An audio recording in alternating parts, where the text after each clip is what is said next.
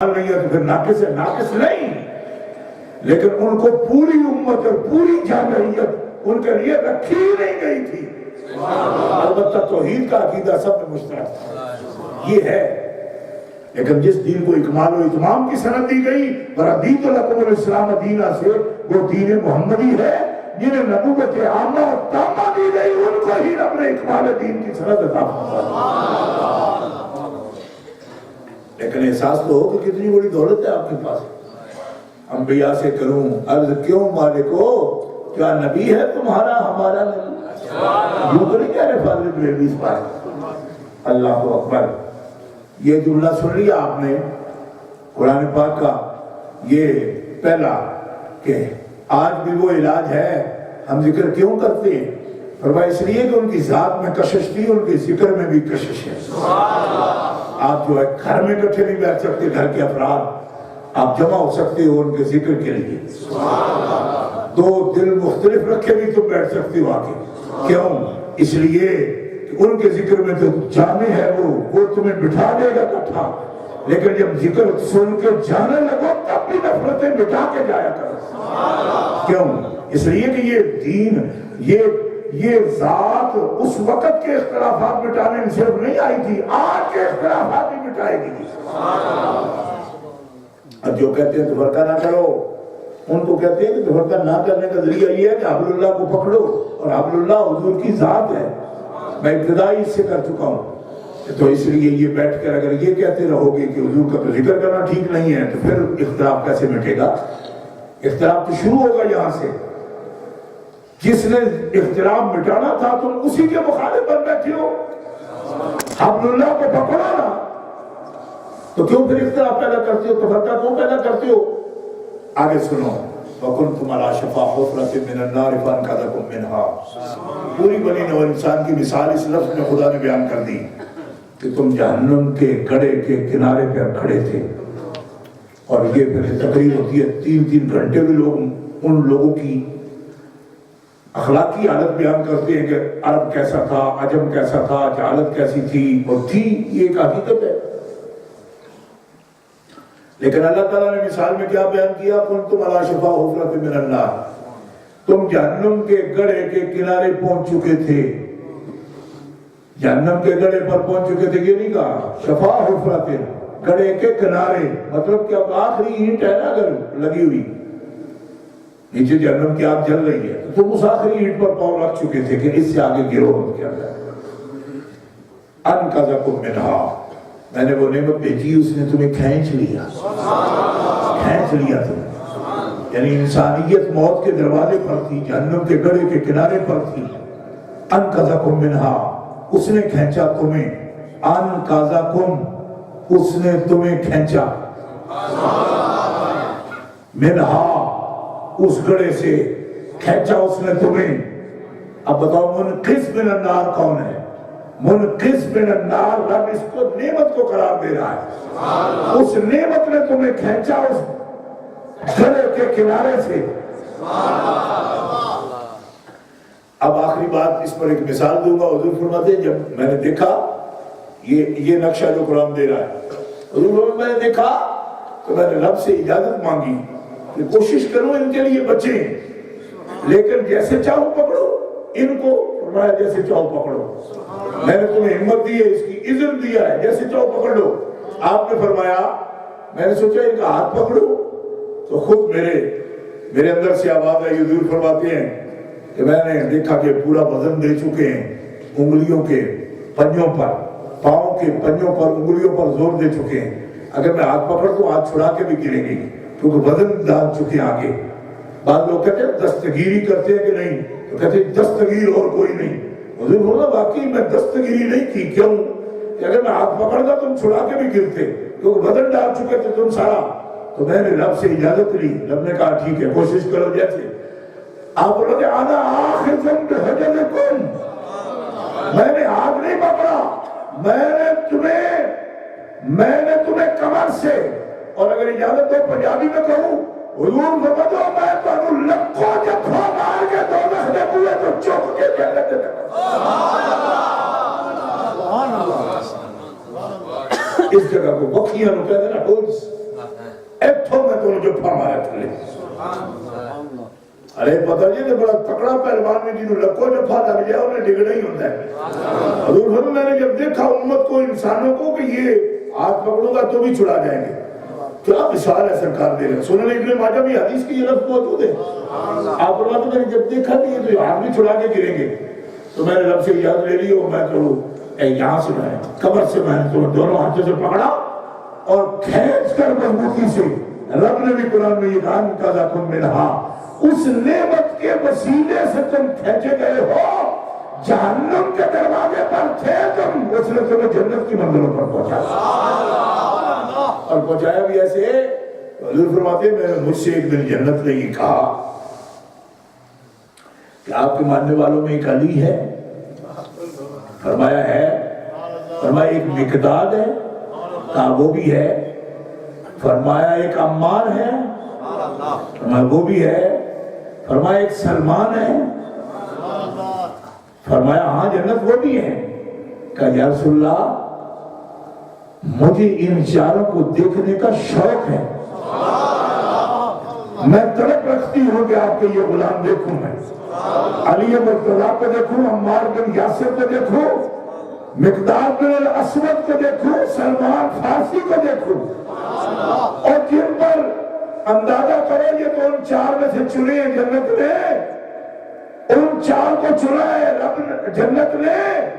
میں مثال مطلب پیش کر رہا ہوں کہ جب معاشرے کے لیے قرآن یہ کہے کنتم علی شفا حفرۃ من النار تو رسول اللہ نے ان کی سیرتیں کیسی بنائی کہ آج جنت کہتی ہے میں مشتاق ہوں ان کی زیارت کی. ان کی زیارت کی. وہ اس معاشرے کے فرد ہیں, افراد ہیں جن کی تربیت حضور نے فرمائی. آپ جانتے ہیں مقداد بن الاسود جنابی جامع ترمذی سے اٹھا کے دیکھو حضور کے غلام ہیں.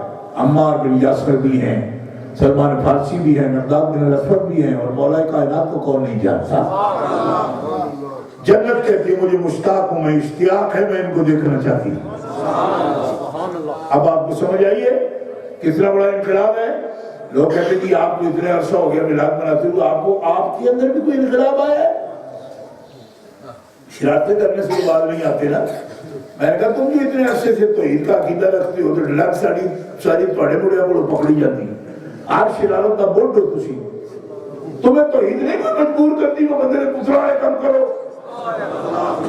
ایک تو ہو گیا ایک میرا جڑا میں مار چڑھے پر. لیکن میں آپ سے یہ بات ضرور کرنا چاہتا ہوں دوستو, نبی علیہ السلام کی پکڑ آج بھی ہے آپ پر. پکڑ سمجھو گرفت آج بھی ہے, ہر مسلمان پر ہے. میں کہتا ہوں ایک تو متقی مسلمان ہے, میں کہتا ہوں ایک غافل مسلمان ہے لیکن ایمان رکھتا ہے. حضرت باجی بستامی فرماتے ہیں نبی علیہ السلام اتنی رب تعالیٰ نے آپ میں کشش و جاذبیت رکھی ہے کہ جو شخص بھی آپ کی نبوت پر ایمان رکھتا ہے چاہے پاپی مجرم ہو کتنا بڑا بھی, جب گناہ کرے گا تو اس کی دل پر مایوسی کا ایک بادل آئے گا. گناہ کے بعد ضرور اس کا ضمیر اسے متوجہ کرے گا. فرمایا یہی تصور محمدی ہے جو ہر مومن کے دل میں موجود ہے. اے مومن جب کوئی مایوسی تیرے پاس آئے جو تیرے دروازے قلب کو کھٹکھٹائے کہ تو نے کیا کیا, اسی وقت اس پہ پکڑ لے, اس کو اس لمحے کو جانے نہ دے. کیوں کہ یہی وقت ہے جب تیرا رشتہ تیرے رسول سے بن جائے. آپ فرماتے ہیں ایسی نسلوں میں کبھی 4-4 10-10 نسلوں میں اگر رسول اللہ کا غلام کوئی ہوا اور اس کی نسلوں میں بھی بندے آئے تو ان پر بھی اس کا اثر جاتا ہے. اثر جاتا ہے جب ضمیر ان کا متوجہ کرتا ہے. اور اس بات کی مثال دیتے ہوئے حضرت باجی مستامی رحمۃ اللہ علیہ نے اس عورت کی مثال بیان کی جس کا نام حامدیہ تھا. نبی علیہ السلام کی خدمت میں حاضر ہوئی, عرض کری یا رسول اللہ مجھ سے گناہ ہو گیا. حضور فرمایا میں سننا نہیں چاہتا. میں یا رسول اللہ میری سنیے میں گناہگار ہوں. فرمایا میں سننا نہیں چاہتا. پھر کہا یا رسول اللہ میں گناہگار ہوں, میری بات. فرمایا میں سننا نہیں چاہتا. پھر زور سے چیخی اور رونے لگی. دی یا رسول اللہ میری سن لیجیے بات. سنا میں ویسے ہی جرم ہو گیا. میں اب کیا ہے, نہ کوئی گواہ ہے اس بات, نہ تجھے کوئی کہنے والا ہے, کیوں کہتی ہے؟ عرض کی یا رسول اللہ آپ فرماتے ہیں نا بندہ اللہ کا مجرم ہوتا ہے, تو میرا ضمیر ناپاک ہے, میرا باطن ناپاک ہے.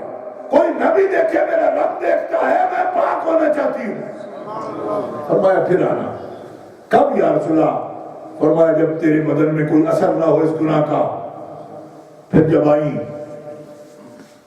تو بچے کی ولادت ہو چکی تھی. نبی علیہ السلام نے جب دیکھا بچے کو تو فرمایا بہت چھوٹا ہے, ابھی تم پہ حد جاری نہیں کریں گے ہم, جاؤ اس کو لے جاؤ, اس کی پرورش کرو, جب کھانے پینے قابل ہو جائے پھر آنا. 2.5 سال گزر گئے. اب آئی تو بچے کے ہاتھ میں روٹی کا ٹکڑا دیا ہوا تھا. عرض کی یا رسول اللہ میرا ضمیر مجھے ملامت کرتا ہے. اب کوئی بندہ صلاح کے لیے تیار ہوتا ہے؟ بتاؤ نا. لوگ کہتے ہیں انقلاب کیا ہے؟ رسول اللہ نے یہ انقلاب برپا کیا, ہر امتی کے دل میں ضمیر کی عدالت لگا دی. وہ اس بات کا انتظار نہیں کرتا کہ مجھے کیمرے نے دیکھ لیا, وٹنس آ گئے ہیں, گواہ آ گئے ہیں. کوئی وٹنس نہیں, کوئی تقاضا نہیں کرتا, کوئی مدعی نہیں ہے. اور یہ ایک مثال نہیں, ایسے جو بھی تھے, کسی کے پاس بھی غلطی خطا کار انسان ہوئی جس سے بھی, وہ خود کو خدا کی عدالت میں اور رسول کی عدالت میں پیش کرتا ہے. اور مومنوں یہی انقلاب محمدی ہے. ورنہ جو معظم معاشرے کہلاتے کہتے جی یہاں تو کرائم کا ریٹ کم ہے. میں نے کہا کیمرے توڑو ایک دن, پھر دیکھتا ہوں کرائم کا ریٹ کیا ہے. تہذیب کا ہمیں معلوم ہے کیونکہ 8-9 سال سے اس تہذیب میں گھوم رہے ہیں ہم, اس کی گرفت کو بھی ہم دیکھتے ہیں. لیکن یاد رکھو محمد رسول اللہ کا انقلاب کیمرے کا انقلاب نہیں ہے, یہ سزاؤں کا تصور نہیں ہے. لوگ کہتے ہیں جی وہ ہاتھ کاٹتے تھے. میں نے کہا ان کا کون ہاتھ کاٹتا ہے؟ ہاتھ کاٹنے کے لیے بھی گواہ چاہیے, ہاتھ لگانے کے لیے بھی گواہ چاہیے. گواہ ہے کوئی نہیں, تو پھر لوگ کیوں خود کو پیش کرتے ہیں؟ یہ ہے انقلاب محمدی.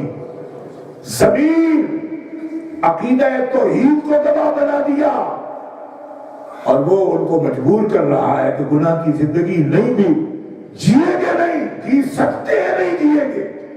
حضور منہ پھیر لیتے ہیں, پھر کیوں آگے بیان کرتے ہیں؟ اور یہ بات اب بھی حضرت باجی بستانی فرماتے ہیں نبوت قیامت تک اور قیامت کے بعد تک ہے, اور نبوت کبھی پرانی نہیں ہوئی.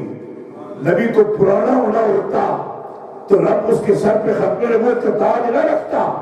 نبی بھی تازہ ہے, اس کی نبوت بھی تازہ ہے. امت جب بھی اپنے نبی کی طرف متوجہ ہوگی تو جس نبی نے غامدیہ کے دل میں ضمیر کو جگایا ہے وہ نبی آج بھی اپنی امت کے ضمیر کو جگا سکتا. لیکن صرف محفل میں نہیں, ہر وقت نبی کو سامنے حضوری کا تصور قائم رکھنا ضروری ہے, ربط ضروری ہے, تعلق ضروری ہے. اور جو تعلیم آپ نے دی ہے قرآن کی صورت میں, احادیث کی صورت میں, سیرت طیبہ کی صورت میں, اس کو جیب میں ڈالے پھرتے رہو. میں جاتا ہوں جہاں بھی دین سلیم ساتھ ہی رکھتا ہوں, لگاؤں نہیں تو کیسے اثر کرے گی. ہم نے پلندے مانگ لیے سب چیزوں کے, جی میں نے نیٹ سے دیکھ لیا کہ یہ دین ہے, میں نے نیٹ سے دیکھ لیا یہ دین ہے. نیٹ سے دیکھنے سے دین آ جاتا ہے جب تک اس پر عمل نہ کرو گے. میں اپنے انقلاب نہیں برپا کرتی, تو میں نے کہا تمہارے دورے کیا انقلاب برپا کر رہے ہیں؟ تبلیغی جماعتیوں سے ہر سال رائمنڈ میں افیم کے تھیلے بھی کرتے ہیں, تو میں تم پہ جا کے پرچہ کٹواؤں؟ پھر تم اگر میلادیوں کو تانے دیتی ہو, تانوں کے لیے سامان ہمارے پاس بھی موجود ہے, لیکن اس سے کچھ فائدہ نہیں ہوگا. ہم سب کو یہ دیکھنا ہے کہ رسول اللہ کی محبت ہم کو کیا نیکی پر لاتی ہے کہ نہیں لاتی, آپ کا عشق ہمیں آپ کے راستے پر لاتا ہے کہ نہیں لاتا. میرے بھڑنوں اسی تکڑیاں بھڑا گے, مگر یہ بات تسلیم ہے ہمیں کہ اے عاشقان مصطفیٰ ہمیں اپنے محبوب کے راستے پر آنا ہے, آنا ہے ہمیں. اس میں کوتاہی ہو, کوئی اگر تانا دے تو ہم اس کے تانے کو خاطر میں نہیں لاتے, مگر ہمیں اپنے محبوب کے لیے محبوب کے راستے پر آنا ہے. ہمیں محبوب کے لیے. کیوں؟ اگر رسول خدا محبوب ہے رب کے, تو رب محبوب ہے حضور کا, حضور بھی یہ چاہتی ہے جس میں میرا رب راضی ہے وہ کرو. اس پہ آنا ہے، اس کے لیے لڑنا نہیں، اس کے لیے مناظرے نہیں کرنے ہم نے. کوئی ہمیں کہے کہ تم سیدھے راستے پہ ہو، لیکن اس کو ہم موقع تب دیں جب تو بڑا صوفی سبحان خواہ ہو. ہم تمہیں جانتے ہیں کہ تم کیا چیز ہو. ہم خود بات کریں گے عاشقان مصطفیٰ سے. ان کو سمجھانے والا بھی وہ ہے جو خود ہمدرد ہو اور عشق مصطفیٰ میں کر رہا ہو. تیرے جیسے بریکی کی بات کون سنے گا؟ ہم تجھ سے یہ نہیں سننا چاہتے. ساری دنیا کو تم نے دہشت گردی کا نشانہ بنایا ہوا ہے اور خود مسلم بن کے پھرتے ہو. اللہ فرماتا ہے الا انہم هم المفسدون، یہ مسلم نہیں، یہ مفسد ہے، بے ایمان. ان کا شکار مت بنو، لیکن اپنے محبوب کے لیے تو اس کے راستے پر آؤ، کیونکہ میرا محبوب وہ ہے جہاں قدم رکھ دے وہ صراط مستقیم بن جاتی ہے. نعرہ تکبیر، نعرہ رسالت، نعرہ رسالت، نعرہ رسالت، نعرہ حیدری. شیر اہل سنت زندہ باد. انقذکم منہا، اس نے تمہیں کھینچا تو ہم کیا کریں یا اللہ؟ وَاذْكُرُوا نِعْمَتَ اللَّهِ عَلَيْكُمْ، اس نعمت کو کبھی بھولنا نہیں، اس نعمت کو اور اس انعام کو کبھی بھولنا نہیں. الحمدللہ اسے یاد ہم کرتے ہیں، اللہ کا شکر کرتے ہیں، اس کی تعریف کرتے ہیں کہ مالک تو نے ہمیں انہیں یاد کرنے کی توفیق عطا فرمائی. یہاں تک آنا، یاد کرنا، تو نے حکم دیا ہم کر رہے ہیں. آگے آ گئے ہیں تو اس کے ذکر کی جو برکات ہے وہ بھی تو ہی عطا فرما دے، توفیقات تو عطا فرما دے. ہم ایسے ہو جائیں جیسے محبوب چاہتے تھے کہ میرے امتیوں کو ہونا چاہیے. آ جائیں بس اپنے آپ کو پیش کیا ہے. اب تو اس سے یہ دعا کرتے ہیں کذالک یبین اللہ. اللہ تعالیٰ فرماتا ہے اسی طرح کا بڑا لطف ہوتا ہے. اللہ تعالیٰ یہ کرنا ہے کہ مطلب یبین اللہ لکم آیاتہ، اللہ تعالیٰ اسی طرح کی مثالیں آیتیں تمہارے سامنے بیان کرتا ہے. اور مقصد اس سے کیا ہوتا ہے، یعنی تمہارے لیے مقصد کیا ہے؟ اللہ تو مغرب بالاغراض کام نہیں کرتا، لیکن غرض اس کے بیان سے تمہارے لیے کیا ہے، تمہاری غرض کیا ہونی چاہیے اس بیان سے؟ لعلکم تہتدون، تاکہ تم ہدایت پا جاؤ. تو ان کو یاد کرنے میں ہی ہدایت ہے، یاد کرنے میں ہدایت ہے. یہی لعلکم تہتدون اس کا نتیجہ ہے. اے عاشقان مصطفیٰ، ہمیں بہت ہی محبت سے ان کو یاد کرنا ہے، ہر وقت یاد کرنا ہے، صرف میلاد شریف میں نہیں. یہ 4 میلادیں ہو گئی آپ کی مسجد میں، ہر پیر کو کرتے ہیں، ہر پیر نہیں. مجھے ایک آدمی کہا لگا غامدیہ کی مثال دی ہے تم نے، آج بھی کہیں ایسا ہوتا ہے؟ تو میں نے جمعہ شریف پر بھی اپنے مسجد میں بیان کیا تھا. میں نے کہا میں الحمدللہ ثم الحمدللہ اس سال کے حج میں بھی موجود تھا، باوجود اس کے کہ میں بالکل ہی معذور ہوں، لیکن اللہ نے توفیق دی، میں حاضر ہوا. مینا کی رات جیسی آسٹریلیا، امریکہ، کینیڈا، برطانیہ، میں سب ملکوں کے لیے کہتا ہوں کہ مینا کی رات جیسی بظاہر بے انتظام رات، کہ یہاں کیمرے اور واچ اور یہ اور وہ اور نظام اور روشنیاں اور فلاں یہ وہ نہیں، پکے مکان نہ ہو، سیکورٹی کا کوئی انتظام نہ ہو، مرد موجود ہوں، عورتیں موجود ہوں، سونا موجود ہو، پیسہ موجود ہو، پکے ٹرک نہ ہوں، سب کے پاس کپڑے کے یا کاغذ کے لفافے ہوں، ان میں سامان ہو. اس سے آسان جگہ چوری مال کی، چوری عزت کی، کسی چیز کی بھی وہاں آسان ہے نا. تو آج دنیا میں ایک مثال دکھاؤ، مینا جیسی رات ہو لیکن کوئی کسی ماں بہن بیٹی کی طرف نظر اٹھا کے نہ دیکھ پائے، سونے چاندی کی طرف نگاہ اٹھا کے نہ دیکھ پائے، کسی کے نقصان. آج کے گئے گزرے دور میں ایک رات دکھا دو، اور مینا میں تو پھر کچھ پردہ ہے، مزدلفہ والی رات دکھا دو، تو ایسے پڑی ہوئی ہے مخلوق پہاڑ کے اوپر ساری، اور نظر تک اٹھا کے کوئی نہ دیکھے. اللہ اکبر کبیرہ. تو پتہ نا رب دیکھا ہے وہاں نہیں، یہ میرے آقا کی تعلیمات کا نتیجہ ہے کہ آج کا مسلم جہاں تھوڑا سا اس نے حاضری دل میں لائی، وہی وہ مومن بنا ایسا کہ جس کی مثالیں صحابہ کے دور میں ہم پیش کرتے ہیں. نہیں دیکھتا، ایک سے ایک جوان ہے نہیں، نہ مال نہ آبرو، کسی چیز کو نہیں دیکھتا. اللہ اکبر. کیوں نہیں دیکھتا؟ اس لیے کہ ایمان حاضر کر لیا ہے.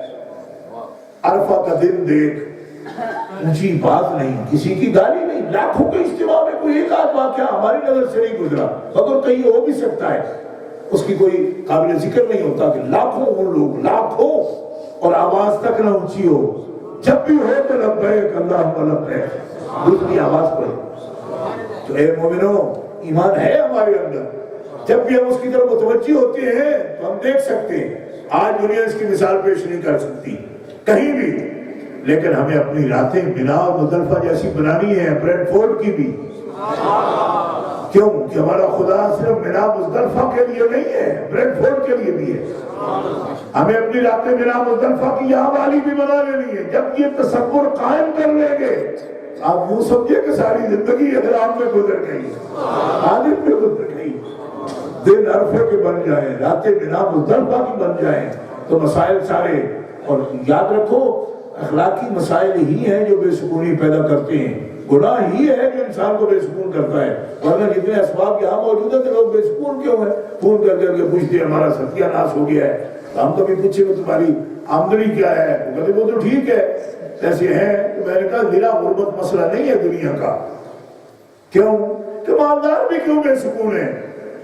تو سکون وہی غامدیہ نے بات بتا دی، غامدیہ نے بتایا ہم اپنے ضمیر کے جب مجرم ہو تو بے سکون رہیں گے، اللہ اکبر، ایمان حاضر ہو جائے گا، بے سکونی ختم ہو جائے گا، سکون آ جائے گا۔ اور ہمارے پاس نسخہ کیمیا ہے جو سرکار نے عطا فرمایا، سرکار کی محبت ہی ہمارے پاس قوت ہے، طاقت ہے، جس سے ہم شیطان کو اور ساری بے سکونی کو شکست دے سکتے ہیں۔ آل اسلام، اس عہد کے ساتھ ہم اس محفل پاک کو ختم کر رہے ہیں۔ اللہ تعالیٰ جل شانہ وعز اسمہ ہمیں اپنے پیارے حبیب کی سچی محبت نصیب فرمائے، اور اس محبت کا رنگ ہماری طبیعتوں میں، قلوب میں، اذہان میں روشن فرما دے، اور ہمارا قلب روشن فرما دے۔ ہم سب کو بھی، ہمارے بچوں کو بھی، اس پورے معاشرے کو بھی مالک تعالیٰ ہم جب ان کے ہیں کہتے ہیں، کہہ رہے ہیں، تو ان کا ہی بنا لے، دل سے بنا لے ہمیں، اور ہماری بدیاں خطائیں جو بھی ہیں بے شمار ہیں، کوئی کیا گنتی کریں اس کی، لیکن مالک تیرا عفو تو اس سے بھی بڑا ہے، تیری مہربانیاں اس سے بھی بڑی ہیں۔ اپنے حبیب پاک کی وجاہت کا صدقہ ہم پہ کرم فرما دے، اور ہمیں وہ سکون و رحمت عطا فرما جو سچے مومنوں کو تو عطا فرما، وہی سکینہ ہم پہ نازل فرما جو رسول انزل السکینۃ علیہم جو تو کہا کہ محبوب کے غلاموں پر سکینہ نازل فرما۔ مالک کریم ہمارے قلوب پر بھی وہ سکینہ نازل فرما۔ سلام شریف۔